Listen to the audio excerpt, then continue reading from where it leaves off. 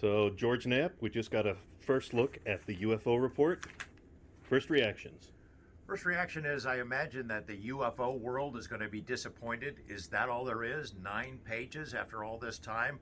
I still see it as a really big step. The fact that Congress had the guts to go ahead and authorize the UAP task force, the fact that the UAP task force and the Pentagon went ahead and put together the report, got it submitted by the deadline. We do know there is another report, a larger report that was submitted to the Congressional Investigating Committees, Armed Services and Intelligence that is 10 times the size of what this is, that has classified information in it to back up the report.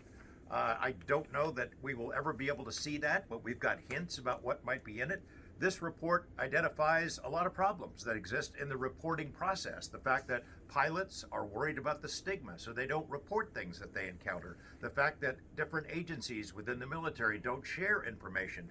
The fact that some of the sensors that are on our planes and ships are really not designed to deal with this, and that there's no central belly button to collect the information and to analyze it and figure out what these things are. It leaves open a lot of the possibilities that we mentioned before.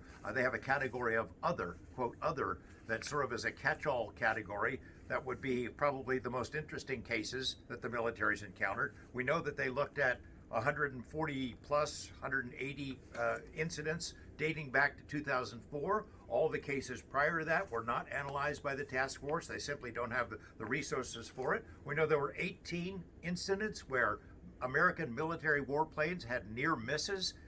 That alone, airline safety, airplane safety would seem to justify a continuation of the study. We know that there was sort of a gentle poke in the ribs to the Air Force, hinting that they haven't been able to get much information out of the Air Force as part of this study, but that the Air Force, as of 2020, was setting up a reporting process so they could get the information and get it into the hands of others in the Pentagon. That's a positive step.